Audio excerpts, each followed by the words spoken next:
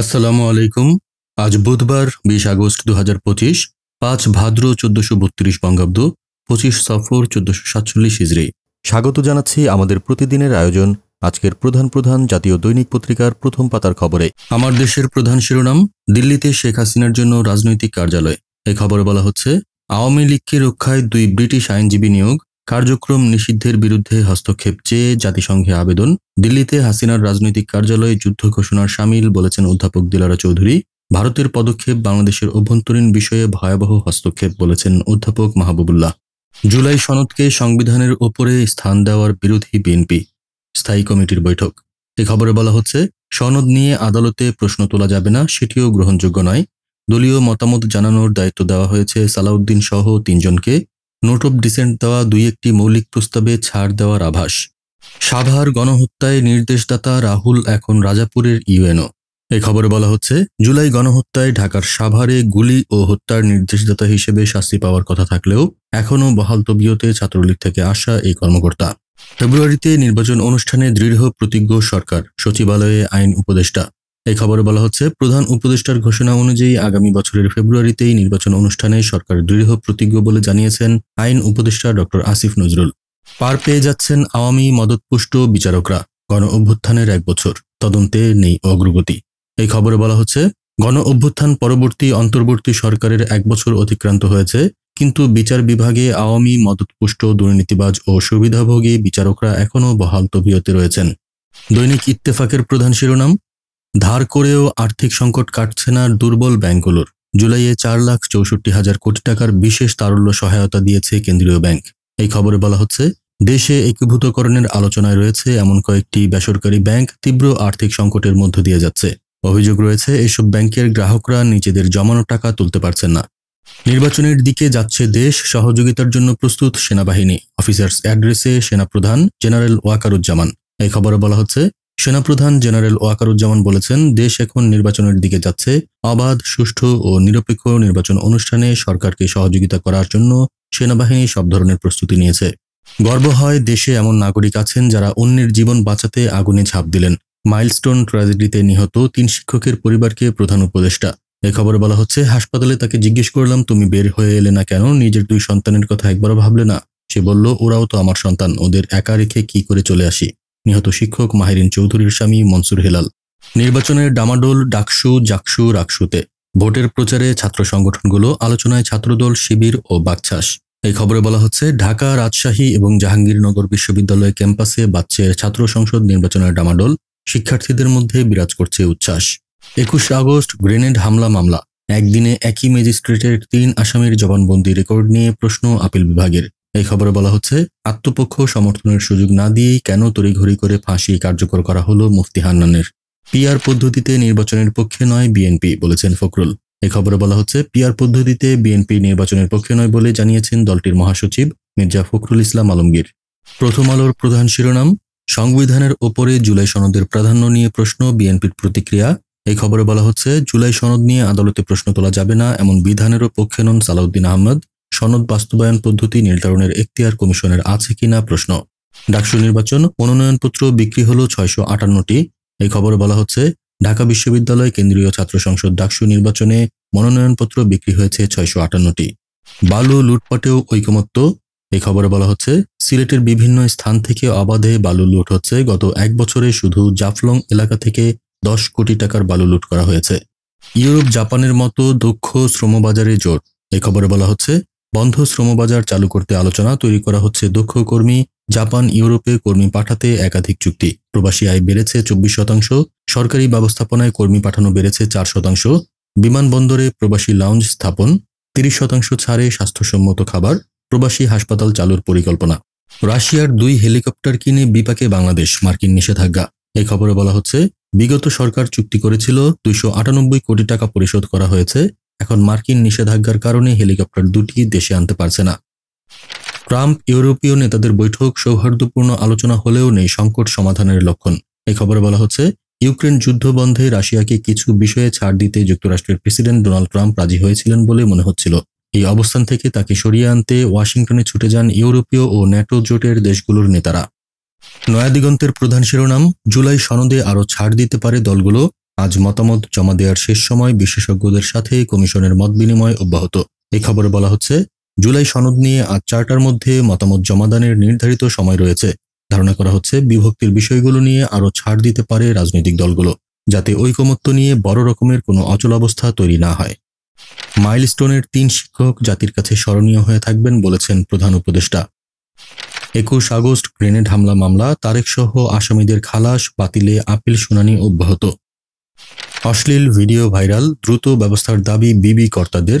BFIU প্রধানের বিষয়ে তদন্ত শুরু। এই খবরে বলা হচ্ছে, আপত্তিকর ভিডিও ও আওয়ামী লীগ নেতা এনা পরিবহনের মালিক খন্দকার এনায়েতুল্লাহর ফ্রিজ করা অ্যাকাউন্ট থেকে টাকা উত্তোলনের সুযোগ করে দেওয়ার অভিযোগে বাংলাদেশের আর্থিক গোয়েন্দা ইউনিট বিএফআইইউ প্রধানের এএফএম শাহিনুর ইসলামের বিরুদ্ধে বিশেষ তদন্ত শুরু করেছে অর্থ মন্ত্রণালয় ও বাংলাদেশ ব্যাংকের শীর্ষ নীতি নির্ধারকরা। জুলাই সনদের স্থান সংবিধানের ওপরে হতে পারে না, বিএনপির স্থায়ী কমিটির বৈঠক। ফার্স্ট সিকিউরিটি ব্যাংকের 110 কোটি টাকা আত্মসাৎ, এসালম ও শিকদার পরিবারের সদস্য সহ 26 জনের নামে মামলা। এ খবরে বলা হচ্ছে, ফার্স্ট সিকিউরিটি ইসলামী ব্যাংক থেকে 110 কোটি টাকা ঋণ নিয়ে আত্মসাতের অভিযোগে ব্যাংকটির সাবেক চেয়ারম্যান মোহাম্মদ সাইফুল আলম এসালম ও শিকদার পরিবারের সদস্য, ব্যাংকের সাবেক শীর্ষ কর্মকর্তা ও সংশ্লিষ্ট ব্যবসায়ী সহ 26 জনের বিরুদ্ধে মামলা দায়ের করেছে দুর্নীতি দমন কমিশন দুদক। সিইসির সাথে বৈঠক শেষে ইইউ রাষ্ট্রদূত ইইউ অবাধ ও আন্তর্জাতিক মানের গ্রহণযোগ্য নির্বাচন চায়। এ খবরে বলা হচ্ছে, আগামী ত্রয়োদশ জাতীয় সংসদ নির্বাচন অবাধ, সুষ্ঠু ও গ্রহণযোগ্য হিসেবে দেখতে চায় ইউরোপীয় ইউনিয়ন ইইউ। দৈনিক কালবেলার প্রধান শিরোনাম, বিনা খরচে শ্রমিক যাবে মালয়েশিয়ায়, পরিচালিত হবে এআই এর মাধ্যমে, ঘোষণা আসার অপেক্ষা, ইউআরপি ও ডিএলআর মডিউল প্রস্তুত। এই খবরে বলা হচ্ছে, বাংলাদেশ থেকে মালয়েশিয়ায় শ্রমিক যাবে জিরো কস্ট বা শূন্য অভিবাসন ব্যয়। শ্রমিক যাওয়ার সব ব্যয় বহন করবে ওই দেশটির নিয়োগকর্তা। ট্রাম্প পুতিন জেলেনস্কির বৈঠকে কি থামবে যুদ্ধ, ইউক্রেন সংকট। এই খবরে বলা হচ্ছে, মার্কিন পররাষ্ট্রমন্ত্রী মার্কো রুবিও বলেছেন, পুতিন টেলিফোনে ট্রাম্পকে জানিয়েছেন যে তিনি জেলেনস্কির সঙ্গে বৈঠকে প্রস্তুত। কটূক্তি প্রসঙ্গে সেনাপ্রধান, ওরা বড় হলে ভুল বুঝতে পারবে, লজ্জিত হবে। এই খবরে বলা হচ্ছে, বাংলাদেশ সেনাবাহিনী সম্পর্কে নানা ধরনের কটূক্তি প্রসঙ্গে সেনাবাহিনী প্রধান জেনারেল ওয়াকারুজ্জামান বলেছেন, এসব মন্তব্যে অখুশি হওয়ার কিছু নেই। যারা এসব করছে তাদের বয়স কম, তারা আমাদের সন্তানের বয়সী। তারা বড় হলে নিজেদের ভুল বুঝতে পারবে, তখন নিজেরাই লজ্জিত হবে। 19 ভোটারে একজন প্রার্থী, ডাকসু নির্বাচন। এই খবরে বলা হচ্ছে, আজ প্যানেল ঘোষণা করতে পারে ছাত্রদল ও বাকচাষ। প্রতিরোধ পর্ষদ নামে লড়বে 7 পাম সংগঠন। বর্ধিত সময়ে ফরম নিয়েছেন 93 জন। ডাকসু ও হল সংসদে 2000-এর অধিক প্রার্থী। মনোনয়নপত্র জমা দেওয়ার শেষ সময় আজ। জুলাই সনদ সংবিধানের ওপরে গ্রহণযোগ্য নয়, বিএনপির স্থায়ী কমিটির অভিমত। যেসব বিষয়ে নোট অব ডিসেন্ট এসেছে সেগুলোর সুরাহা কিভাবে হবে এবং সংবিধান সংস্কার বিষয়ক যেসব কথা এসেছে তার বাস্তবায়ন কিভাবে হবে সেটা এখন জরুরি। কালের কণ্ঠের প্রধান শিরোনাম, 16 বছর পর হারানো ক্ষমতা ফিরে পাচ্ছে সশস্ত্র বাহিনী, জাতীয় নির্বাচনে দায়িত্ব পালন। এই খবরে বলা হচ্ছে, সশস্ত্র বাহিনীকে কোণঠাসা রেখেই 3 প্রহসনের নির্বাচন।